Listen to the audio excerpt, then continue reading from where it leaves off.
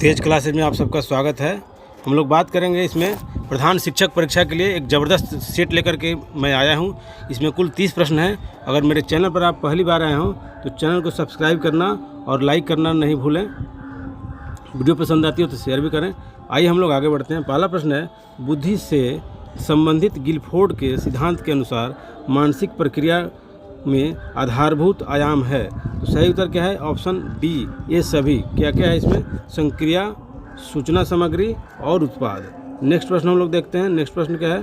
तो नेक्स्ट प्रश्न है, किसी छात्र में आयु की विभिन्न अवस्थाओं में उस छात्र का बौद्धिक विकास हमेशा जो है असमान रहेगा। मतलब छात्र की बौद्धिक विकास या उसके मेंटल डेवलपमेंट जो है, दिमाग या बुद्धि जो है, अलग अलग अवस्था में अलग अलग तरह से बढ़ेगा। नेक्स्ट हम लोग देखते हैं। नेक्स्ट प्रश्न क्या है? तीसरा प्रश्न है, यदि किसी छात्र ने अपने वातावरण से सामंजस्य करना सीख लिया हो तो एक शिक्षक होने के नाते अध्यापक का विचार होगा कि वह छात्र है, तो वह छात्र क्या है? बुद्धिमान है। मतलब बुद्धिमान होने का एक शर्त यह भी होता है कि वह आदमी या छात्र जो है वातावरण के साथ सामंजस्य स्थापित कर ले। नेक्स्ट प्रश्न हम लोग देखते हैं। चौथा प्रश्न है, किसी समस्या के समाधान हेतु आवश्यक तत्व हैं। तो सही उत्तर है इसका ऑप्शन बी। सही उत्तर क्या है? ऑप्शन बी, अर्थात तर्क। तर्क किसी भी समस्या के समाधान के लिए जबरदस्त एलिमेंट होता है। नेक्स्ट हम लोग देखते हैं। नेक्स्ट प्रश्न है, पांचवा सवाल, किसी बालक में तर्क तथा समस्या समाधान की शक्ति का विकास कब होता है? इसका सही उत्तर है ऑप्शन ए, 12वें वर्ष में। जैसा कि आप लोगों ने पहले भी पढ़ा होगा कि वाइगोस्की ने भी माना था कि 11 वर्ष के पश्चात जो है बच्चों में तर्क शक्ति ज़्यादा बढ़ जाती है और समस्या के समाधान के बारे में, अमूर्त चीज़ों के बारे में वो सोचने लगता है। नेक्स्ट हम लोग देखते हैं। नेक्स्ट प्रश्न है, किसी बालक की समस्याओं के विषय में पता लगाने के लिए कम उपयोगी वैज्ञानिक विधि है? इसका सही उत्तर है ऑप्शन सी, परीक्षण विधि। मतलब क्या हुआ?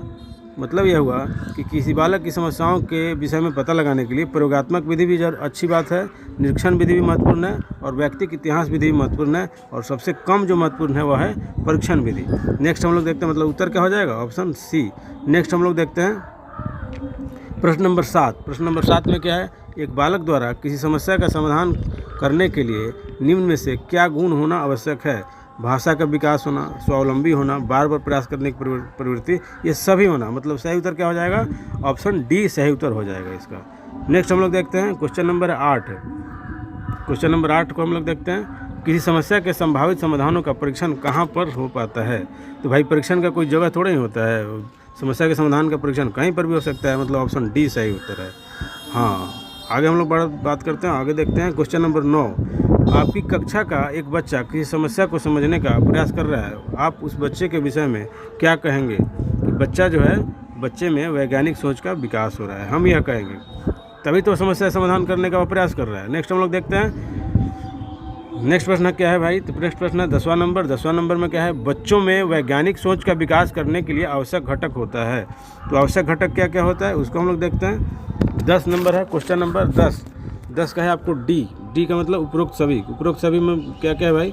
तो उपरोक्त सभी में आप देखिए, बच्चों के समक्ष छोटी छोटी समस्याएं रखी जानी चाहिए, बच्चों के द्वारा किए गए संभावित समाधानों का परीक्षण किया जाना चाहिए, और तीसरा नंबर है, बच्चों को संभावित समाधानों के निर्माण हेतु प्रेरित भी किया जाना चाहिए। अर्थात तीनों उत्तर सही है, मतलब उपरोक्त ऑप्शन डी सही हो जाएगा। नेक्स्ट हम लोग देखते हैं, प्रधानाचार्य के अध्यापकों के प्रति तानाशाही व्यवहार के विरोध में अध्यापक संघ में आप क्या सुझाव देंगे? ध्यान देने वाली बात है कि अध्यापक संघ में आपको सुझाव देना है। तो इसका सही उत्तर है ऑप्शन सी, अध्यापक संघ के पदाधिकारी प्रधानाचार्य से बातचीत के द्वारा व्यवहार सुधार का प्रयत्न करें।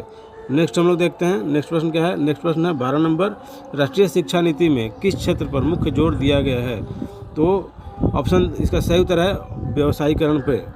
जैसा कि देख ही रहे हैं आप लोग, सरकार चाहती भी है कि सभी सरकारी संस्थानों को बेच दिया जाए और प्राइवेटाइज कर दिया जाए, उसमें विद्यालय का भी नंबर आएगा और आ भी रहा है। नेक्स्ट हम लोग देखते हैं क्वेश्चन नंबर 13। कुछ लोगों की यह धारणा है कि गृह कार्य देना आवश्यक नहीं है, क्यों भाई? तो ऑप्शन इसका सही उत्तर है ऑप्शन सी, गृह कार्य आवश्यक उद्देश्य की पूर्ति नहीं करता है, मात्र कुछ लोगों का ऐसा मानना है। आगे हम लोग देखते हैं क्वेश्चन नंबर 14। 14 में क्या है? शिक्षण को प्रभावशाली बनाने हेतु पर्यटन का बड़ा महत्व होता है। क्यों होता है भाई पर्यटन का बड़ा महत्व? तो ऐसा इसलिए होता है कि छात्रों को कक्षा में पढ़ाए जाने वाले वस्तुओं का वास्तविक अनुभव हो पाता है। जो छात्र कक्षा में सीखेंगे पेड़ के बारे में, पौधे के बारे में, और वहीं अब ले जाके अगर आप बगीचे में पेड़ पौधों को दिखाएंगे, उनको समझाएंगे, तो ज़्यादा जल्दी से समझ जाएंगे बच्चे। आगे हम लोग देखते हैं क्वेश्चन नंबर 15। 15 में क्या है भाई? 15 है, पर्यावरण शिक्षा को प्रयोगशालाओं में पाठ्यक्रम का अंग बनाना उपयुक्त है क्योंकि पर्यावरण जो है जीवन का महत्वपूर्ण अंग है। ऑप्शन बी सही है इसका। आगे हम लोग देखते हैं क्वेश्चन नंबर 16। 16 क्या कहता है? हमारी शिक्षा प्रणाली में मुख्य सुधार इस कारण से नहीं हो पाता क्योंकि, क्यों नहीं होता है भाई? तो इसका सही उत्तर तो सब है। राजनीतिक उदासीनता भी है, प्रशासनिक उदासीनता भी है, जनता की उदासीनता भी है, परंतु जो सही उत्तर है इसमें ऑप्शन डी सी ज़्यादा जरूरी है। क्यों? क्योंकि जो हमारी शिक्षा नीति है, जो बाल केंद्रित शिक्षा नीति है, उसमें ज़्यादातर शिक्षकों को ही जिम्मेवार माना जाता है और उन्हें उनके नेतृत्व की अपेक्षा की जाती है। आगे हम लोग देखते हैं क्वेश्चन नंबर 17। 17 क्या है भाई? तो 17 है, अध्यापक व्यक्तिगत भेदों को किसके द्वारा सबसे उपयुक्त ढंग से माप सकते हैं? तो इसका सही उत्तर है ऑप्शन डी, मनोवैज्ञानिक परीक्षण विधि से सही तरीके से मापा जा सकता है। नेक्स्ट प्रश्न है, दृश्य सामग्री का महत्व निम्नलिखित में से किस प्रकार के छात्रों के लिए लाभदायक है? तो सही उत्तर है इसका कम लाभदायक है। मतलब दृश्य सामग्री का महत्व जो है निम्नलिखित में से किस प्रकार के छात्रों के लिए कम लाभदायक है? तो जो उच्च स्तर के छात्र हैं उनके लिए कम लाभदायक है क्योंकि वो इसके मतलब बिना दृश्य सामग्री के, बिना टेलीविज़न के, बिना ऐसे चीज़ों के भी सीख जाते हैं। आगे हम लोग देखते हैं क्वेश्चन नंबर 19। 19 क्या कहता है? निम्नलिखित में से कौन सी दृश्य सामग्री अधिक लाभप्रद होती है? तो इसका सही उत्तर है ऑप्शन ए, टेलीविज़न। टेलीविज़न अधिक लाभप्रद होती है। नेक्स्ट प्रश्न क्या है? 20वां सवाल है, छात्रों का अपने ज्ञान का जीवन में प्रयोग करने हेतु। क्वेश्चन नंबर 20 है। 20 का सही उत्तर है आपको बी, शिक्षण के समय भिन्न भिन्न उदाहरणों पर बल देंगे। कौन बल देगा भाई? हम देंगे, शिक्षक देंगे। नेक्स्ट हम लोग देखते हैं क्या क्वेश्चन नंबर 21। 21 क्या कहता है? इसको देखिए। 21 कह रहा है, पाठ्य पुस्तक को भली प्रकार स्मरण करने हेतु निम्नलिखित में से कौन सबसे उचित है? तो इसका सही उत्तर है, सभी ऑप्शन को देख लीजिए। ऑप्शन जो है पहला है पाठ्य वस्तु को बार बार दोहराएंगे, सही उत्तर को पुनर्बलित करेंगे। सही उत्तर यही है, सही उत्तर को हम पुनर्बलित करेंगे, मतलब उसको दोहराएंगे जो सही उत्तर है। नेक्स्ट प्रश्न हम लोग देखते हैं 22वां सवाल, छोटे बच्चे लंबे और कठिन शब्दों का सही उच्चारण नहीं कर पाते हैं तो आप क्या उपाय करेंगे? ऐसे शब्दों को बार बार बुलवाएंगे, ऐसे शब्दों को खंड को पहले खंडों में बांटकर बुलवाएंगे, या फिर मिलते जुलते उच्चारण वाले ऐसे शब्दों का सहारा लेंगे? तो इसका सही उत्तर है ऑप्शन बी और सी, अर्थात ऑप्शन डी इसका सही उत्तर हो जाएगा। बी और सी दोनों सही है। ऐसे दो शब्दों को पहले खंड खंड में बांटेंगे और इसके बाद मिलते जुलते ऐसे शब्दों का सहारा लेंगे। नेक्स्ट प्रश्न देखिए क्वेश्चन नंबर 23। 23 नंबर क्या कह रहा है भाई? पाठ शिक्षण के दौरान आप छात्रों से प्रश्न पूछते हैं और उनके समक्ष पाठ्य सामग्री प्रस्तुत करते हैं, क्योंकि ऐसा क्यों करते हैं?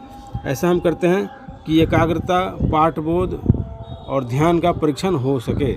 नेक्स्ट हम लोग देखते हैं क्वेश्चन नंबर 24। 24 में क्या है? वास्तविक शिक्षा का संचालन वास्तविक दर्शन ही कर सकता है। यह कथन किसका है? तो ये कथन है आपको स्पेंसर साहब का। वास्तविक शिक्षा का संचालन वास्तविक दर्शन ही कर सकता है। नेक्स्ट हम लोग देखते हैं क्वेश्चन नंबर 25। 25 में क्या है? केंद्रीय प्रवृत्ति का सबसे विश्वसनीय एवं वैध मापक है। तो इसका सही उत्तर है ऑप्शन ए, मध्यमान, अर्थात औसत, एवरेज। एवरेज के द्वारा या औसत के द्वारा या माध्य के द्वारा हम क्या करते हैं? केंद्रीय प्रवृत्ति का सबसे बढ़िया तरीके से पता लगाते हैं। नेक्स्ट प्रश्न है, विचलनशीलता का सर्वश्रेष्ठ मापक है। यह स्टैटिक्स या सांख्यिकी में पढ़ना है। प्रमाप विचलन, मतलब विचलनशीलता का सही सर्वश्रेष्ठ मापक क्या है? प्रमाप विचलन। नेक्स्ट प्रश्न 27वां नंबर है, शैशवावस्था जीवन का पूर्ण फ्रेम तैयार कर देता है। यह कथन किसका है? यह कथन है आपको शिक्षाविद एडनर का। एडनर ने माना कि शैशवावस्था में ही जो है मनुष्य के जीवन का पूरा फ्रेम तैयार हो जाता है और उसी के अनुरूप मानव बन भी जाता है। नेक्स्ट हम देखते हैं क्वेश्चन नंबर 28। 28 है, बच्चों का विद्यालयी उपलब्धियों में असफल होने का प्रमुख कारण है। क्वेश्चन नंबर है 28 और 28 का उत्तर है ऑप्शन डी, उपरोक्त सभी, अर्थात क्या क्या? अभ्यास की कमी, तत्परता की कमी और विद्यालय छोड़कर भागने की प्रवृत्ति। और नेक्स्ट हम लोग देखते हैं क्वेश्चन नंबर 29। 29 में क्या है? आपकी कक्षा में बच्चों का प्रदर्शन निरंतर गिरता जा रहा है, तो इसका प्रमुख कारण क्या हो सकता है? क्वेश्चन नंबर 29 और 29 का सही उत्तर है ऑप्शन सी, अभ्यास की कमी। सही उत्तर हो सकता है इसका अभ्यास की कमी। नेक्स्ट हम लोग देखते हैं, आखिरी प्रश्न है,